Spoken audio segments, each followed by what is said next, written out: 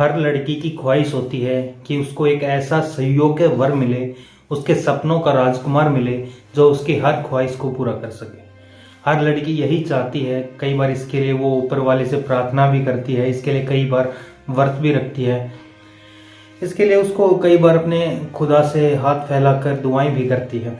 आज की कहानी में कुछ ऐसा ही होता है। एक लड़की को एक वर तो मिलता है, लेकिन वर के रूप में सामने होता है उसका पिता ने ही अपनी ही बेटी से शादी की, उसके साथ वो सारे काम किए जो एक पति अपनी पत्नी के साथ करता है।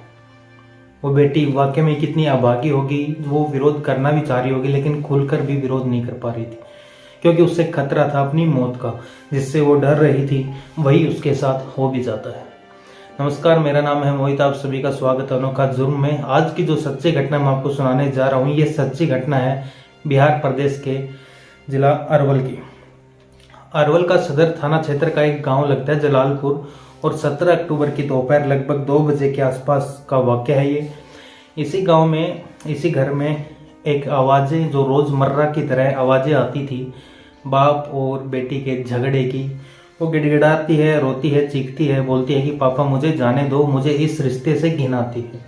मगर उसका पिता बोलता है कि मैं पिता नहीं हूँ, मैं तुम्हारा पति हूँ और हमारा ये रिश्ता कई महीनों से ऐसे ही चल रहा है, तुम्हें ऐसे ही मेरे साथ रहना होगा। वो बार बार उसके पैर पकड़ती है, रहम की भीख मांगती है, मगर उसके पिता के कानों में उसके दर्द की, उसकी परेशानी की, इसकी रोने की, उसके चीखने की, बिलखने की कोई आवाज़ नहीं जाती है। ये आवाज़ें आती थी तो पड़ोसियों तक आती थी, और पड़ोस के लोग इस घर की दीवारों से खड़े होकर कान लगाकर सुनते थे। आज भी वो वैसे ही कान लगाकर सुन रहे थे जैसे रोज़ सुनते हैं। मगर आज कुछ अनहोनी की घटना की आशंका थी, वही हुआ जिसका डर था। आखिरकार उस बेटी ने अपना सामान घर से बांधकर जैसे यहाँ से बाहर निकलने की कोशिश की तो पिता ने अपने शस्त्र से उस पर गोली चला दी। और गोली की आवाज़ सुनकर जो लोग अभी दीवारों के इधर उधर खड़े हुए थे वो जल्दी से घर के अंदर आने की कोशिश करते हैं। आसपास के लोगों में हड़कंप मच जाता है। इस घर का जो व्यक्ति है, मुखिया है, जिसका नाम है मातेश्वर राम, वो वहाँ से साइकिल उठाता है और वहाँ अपने शस्त्र को लेकर बड़े ही आराम से वहाँ से निकल जाता है। बेटी घर में पड़ी हुई थी, सिसकियाँ भर रही थी, जिंदगी के लिए जंग लड़ रही थी। मानो कि लोगों की तरफ वो ऐसे देख रही थी, मुझे बचा लो, मैं जीना चाहती हूँ। मगर वो लोग करें तो क्या करें। लोगों ने पुलिस को सूचना दी और सदर पुलिस से सूचना मिलते ही मौके पर पहुंच जाती है, और यहाँ के शंभू पासवान इंस्पेक्टर होते हैं, यहाँ पर पहुंचते हैं। और जैसे ही वो आकर देखते हैं तो बेटी की मौत हो चुकी थी। उसको अगर इलाज के लिए भर्ती भी कराया जाता तो शायद वो बच नहीं पाती। ये खबर वो वायरलेस पे देते हैं कि एक व्यक्ति अपनी ही बेटी को गोली मारकर घर से भाग गया है, उसकी गिरफ्तारी की जाए। तभी वहाँ पर चोरम रामपुर पुलिस, वो एक सेवा में व्यक्ति पहुंचा था, पुलिस ने उसे गिरफ्तार कर लिया और गिरफ्तार करके अपनी हिरासत में ले लिया और सीधा सदर थाना पुलिस में लाकर उसको लॉकअप में बंद कर दिया जाता है। अब पुलिस के लिए जांच का विषय बन गया था कि आखिरकार एक बाप ने अपनी बेटी को क्यों मारा। इसके लिए उसने पहले उस व्यक्ति से भी पूछताछ की और आसपास के लोगों से भी पूछताछ की, तो वाकई में ही शर्मसार कर देने वाली बातें सामने आती हैं। तो वाकई में ही किसी भी इंसान का, किसी भी व्यक्ति का सर शर्म से झुक जाएगा। इस व्यक्ति ने एक नॉर्मल शादी की थी, लेकिन नॉर्मल शादी करने के बाद उसकी पत्नी जो है वो भाग जाती है। उसके बाद वो दूसरी शादी करता है। दूसरी शादी करने के बाद करीब 3-4 साल पुरानी बात है, उस दूसरी पत्नी की मौत हो जाती है। अब घर में बसती है बेटी और पिता। मगर एक दिन इस पिता ने अपनी बेटी पर इतना दबाव बनाया कि उस बेटी को शादी करने के लिए तैयार होना पड़ जाता है। उस बेटी को दुल्हन बनना पड़ा, कोर्ट मैरिज होती है, सारी फॉर्मेलिटीज़ होती हैं, उस जो भी शादी में होते वो सब होता है। उसके बाद बेटी ने हालांकि विरोध भी किया था, वो रोती थी, गिड़गिड़ाती थी कि पिता ऐसा मत करो, मगर वो बाप अपनी बेटी के साथ दुल्हन की तरह सारे काम करता है। और एक बार नहीं, वो ऐसा काम मतलब काफ़ी टाइम तक करता रहता है। अब वो बेटी अपने बाप के घर में पत्नी की भूमिका में रह रही थी, और इस होते होते कई महीने, कई दिन ऐसे गुजरते चले जाते हैं। लोग उसे देखते थे और टोकते थे कि आखिरकार तुम ऐसा कब तक बर्दाश्त करती रहोगी, कि अपने ही पिता के घर में पत्नी की तरह रहोगी। वो लड़की रोती थी, पड़ोसियों से भी बोलती थी, कि गांव वालों से भी बोलती थी कि मुझे इस नरक की ज़िंदगी से आज़ाद दिला दो, मगर कोई व्यक्ति पता नहीं क्यों उसकी बात को सुनने को तैयार ही नहीं था।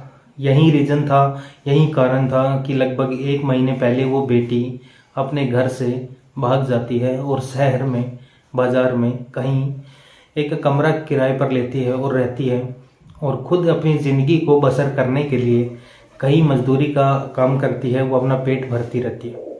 अब उसकी ज़िंदगी बिल्कुल ठीक ठाक चल रही है, मगर उसका पिता मतेश्वर राम इस बात को बिल्कुल भी बर्दाश्त नहीं कर पा रहा था। वो गांव से शहर जाता था और अपनी बेटी को ढूंढता था। महीनों गुजर जाते हैं मगर वो बेटी हाथ नहीं आती। आखिरकार वो थक हार कर अपने घर बैठ जाता है। मगर 17 अक्टूबर की दोपहर लगभग 2 या 2:30 बजे के आसपास का वाक्य रहा हुआ। उस बेटी को अपने ही घर से अपने ही कपड़े, कुछ चीज़ें, ज़रूरत की चीज़ें जो थी उसके घर पे रखी हुई थी गांव के अंदर, उसको लेने के लिए जब गांव में आती है तो उस टाइम पिता नहीं था, मगर उसने दरवाज़ा खोला, वो सारा सामान उसने अपनी पोटली में रखकर बस वहाँ से जाने ही वाली थी कि अचानक से उसके पापा की एंट्री हो जाती है। और एंट्री होने के बाद उसका पिता उसको रोकने की कोशिश करता है कि तुम यहाँ से कहीं नहीं जाओगे, तुम्हें यहीं रहना है, मेरे साथ रहना है, मेरी अर्धांगिनी बनकर रहना है। और पर वो बेटी रो रही है, गिड़गिड़ा रही है, रहम की भीख मांग रही है कि पिताजी, मैंने आपको बाप की तरह माना है, पिता माना है, आप मेरे साथ ऐसा रिश्ता मत बनाइए, ये मुझे अच्छा नहीं लगता, इस रिश्ते से मुझे घिन आती है।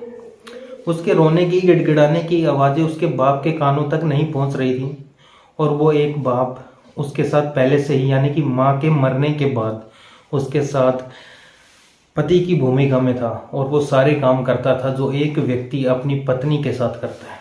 मगर इस रिश्ते की मंजूरी ना समाज देता है, ना उसके गांव के लोगों ने दी, मगर ना जाने क्यों इस रिश्ते को मंजूरी शायद कोर्ट ने दे दी थी। बताया जा रहा है कि उसने अपनी ही बेटी से कोर्ट मैरिज कर ली थी। तो पुलिस ने हालांकि उसे गिरफ्तार कर लिया है, उसके खिलाफ गंभीर धाराओं में मुकदमा दर्ज कर लिया है। इस बेटी की हत्या के बाद आसपास के इलाकों में सनसनी फैल गई है।